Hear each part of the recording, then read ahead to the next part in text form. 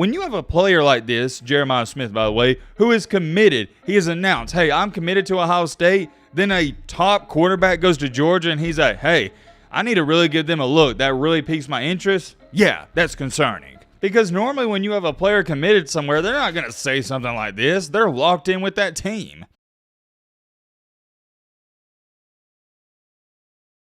Man, oh man, have y'all ever heard of the rich get richer? Yeah, that applies to college football as well. Yesterday, out of nowhere, the groundbreaking news came out that number one player, number one quarterback, five-star recruit Dylan Raiola is going to Georgia. We've talked all about it, insane, unreal, and big-time pickup. But like I was saying though, Mr. Dylan Raiola is the number one player in the class of 2024. Why is that important? Why am I bringing it up? Because the guy who is right behind him, ranked as the number 2 overall player in the country, a 5-star wide receiver who is currently committed to Ohio State, he has just came out and stated he wants to go to Georgia to team up with Dylan. This has got a lot of people, when I say a lot of people, I'm talking about Ohio State fans pissed off. Some of them are saying stuff like this. Imagine playing football your whole life to base your college decision on another person. Here's all I got to say to that. Who wouldn't want to play for a number one quarterback in the country? We're in the modern day and age where these superstars, all these 5-star recruits, they want to team up and create a super team. I don't think there's anything wrong with it because great players want to also play with other great players. But man, oh man, you want to talk about a swing, a change of events? This is one right here. Also in today's video, 24/7 Sports just released 10 teams that are going to be dangerous in 2023. I haven't even seen this list. I thought I'd save it for the video. We're going to react to that. We got a jam-packed video as always. If you're new to the channel and you like college football content, consider joining our amazing community, by the way. Shout out to everybody that is already subscribed. All right, Matt, blah, blah, blah. Shut the crap up. Now, without further ado, let's get into it. Okay, I'm feeling good. I'm feeling good. Summer's here, which means college football is near. I didn't mean for that. I know that sounded extremely corny. I didn't mean for that to rhyme. Matt, shut the crap up. Let's get a move on. On a serious note, hope you're feeling good. Hope your summer is off to a decent start. I will say this, though, just between me and y'all, I'm already tired of mowing grass. The first couple of times I mowed grass, I'm like, this ain't too bad. But by like the 6th or 7th time, I'm like, all right.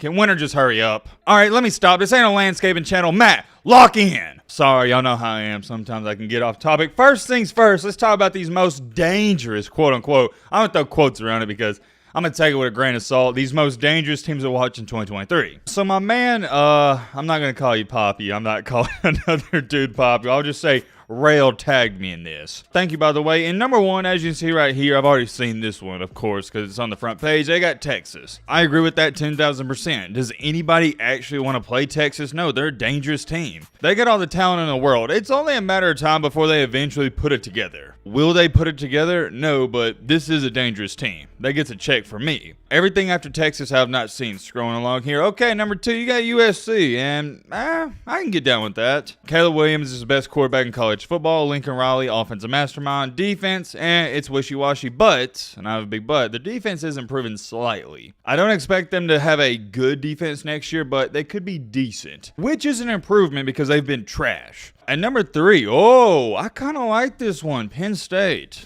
They really are a dangerous team. They're a team that nobody's going to talk about. We're never going to talk about it in the offseason. Nobody's going to hype up, but they're always going to be around that top 10 ranking. My only concern with Penn State is I'm not sure if they have enough talent to compete with the big boys. Whereas USC and Texas, the first 2 teams, yeah, they got the talent. Penn State, debatable. And number 4, I definitely don't agree with this one. Wisconsin. Wisconsin? Dangerous? Come on, man. In the most respectful way possible, Wisconsin is not a dangerous team. And number 5, okay, yeah, this is just simple. I ain't even going to speak on this. Tennessee, of course, they're a dangerous team. Nobody wants to play Tennessee with Josh Heupel running the show at 6. Yeah, South Carolina. This list is pretty good. South Carolina is a hot, and I mean a hot team. They just beat Clemson and Tennessee, so yeah, dangerous. At 7, I mean, this team is always pretty dangerous. They're always due for a big upset win, and that's K-State. The thing with K-State is I think they're dangerous as in they can upset a team, but I don't think they're ever going to compete for a championship. But I guess that's what dangerous is. I mean, they did beat TCU last year. And number 8, what about this? The Aggies with Jimbo Fisher. Well, considering A&M didn't, what'd they go? Was it 5-7 last year? Yeah. Well, I know they didn't make a bowl game. Considering they had a terrible year last year, I guess this would be some high praise. But dangerous? Nah, I can't agree with that. I can't get down with it. Texas A&M is not a dangerous football team. Just for the main reason and fact that Jimbo Fisher, the biggest chump, the biggest bozo and clown in the world, is the head coach. I don't fear A&M. As long as Jimbo Fisher's running the show, I'm not scared of him. I know somehow, someway he'll screw it up. At number 9, we got UCLA, and I'm having a hard time trying to fathom that anybody should be scared of UCLA. I'm sorry, I just don't see that happening. At number 10, okay, we got the Green Wave Tulane. Well, Tulane did upset USC last year. Still can't believe they pulled off that game. Unreal game. I don't have a problem with that. Throw them in there. The last thing I'm going to say about this, and we're going to get a move on, is I saw a lot of people in the comment section going, oh, this was terrible. Why is Texas on here? Yada, yada, yada, blah, blah, blah. Look, man, nowhere on this list did they say Texas was going to win the championship. This is just dangerous teams. When I think of a quote-unquote dangerous team, or when I label somebody a dangerous team, I don't think of a college football national champion. I think of somebody on any given Saturday that can upset somebody. So for that reason alone, that's why I think this list is really good. Very rarely do we say that on this channel. You know, when your boy Matt takes a look at lists, I normally lose my mind. I don't think it's bad. Now, for me, my most dangerous team on this list would have to be South Carolina. Obviously, I think Tennessee is more dangerous than South Carolina, but everyone knows that already about Tennessee. If you're already a top 10 team, in my opinion, you can't be labeled as dangerous. Well, actually, yeah, you can. I don't know why I said that. But what I'm trying to get here, and the point I'm trying to get across is that South Carolina, nobody's talking about them.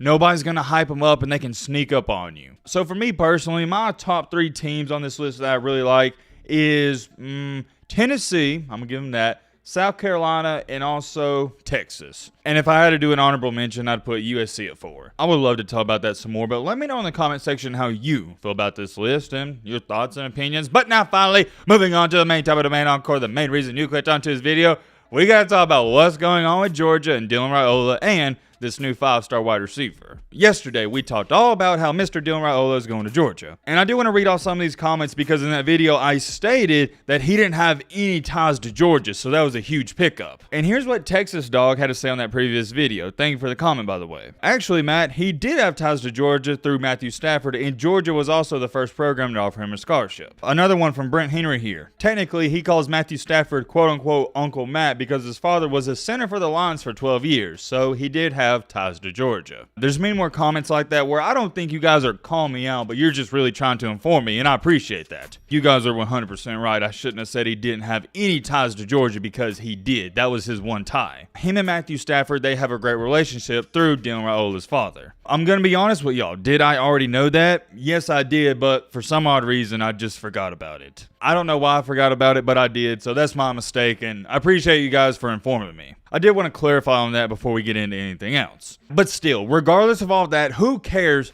how he got there? He's there. That's the point. I don't know a way to ease anything, so we're just going to get straight into it. Mr. Jeremiah Smith, who is a 6'3", 200-pound wide receiver out of the class, or not out of, but in the class of 2024, who is ranked as the #1 wide receiver, has a 98 overall grade on 24/7 Sports, also 5-star recruit, #2 national overall player. He's committed to Ohio State. I don't think you need me to sit up here and hype him up and tell you how good he is. He's a stud. Plain and simple. I'm not going to hype him up. You know he's good. He's good. Blah, blah, blah, blah. Let's skip all that BS talk. But here's the most important part about all of this. He is committed to Ohio State. Why is that important? Because yesterday, after Dylan Raiola announced he's going to Georgia, here's what he stated. Georgia getting Dylan means a lot to me and my interest in them. I have to really give Georgia a look now that they have Dylan. Wow. Even reading that again, it puts things into perspective. The first time I read that, I didn't even know this kid was committed to Ohio State. Because normally when you have a player committed somewhere, they're not going to say something like this. They're locked in with that team. Let me put this into a better perspective. This is like you and your girlfriend. You're in a relationship. Y'all are locked in. You're dating. She sees some hot dude walk by and she's like, I may have to give him a look. I may have to give him a chance. That's like her saying, yeah, I know we're dating, but I need to at least have a conversation with this guy now. You see what I'm saying? It's no different. When you have a player like this, Jeremiah Smith, by the way, who is committed, he has announced, hey, I'm committed to Ohio State. Then a top quarterback goes to Georgia and he's like, hey, I need to really give them a look. That really piques my interest. Yeah, that's concerning. At least it's concerning if I'm an Ohio State fan. If I'm a Georgia fan, I'm eating this up. And it just goes back to this, the rich get richer. By the way, where's the dog nation at? I want to see you on the comments. Let me know. How are you feeling about all of this? You got to be sitting on cloud nine. I assume it feels good. You're coming off back-to-back championships. You just got the number one player in the country.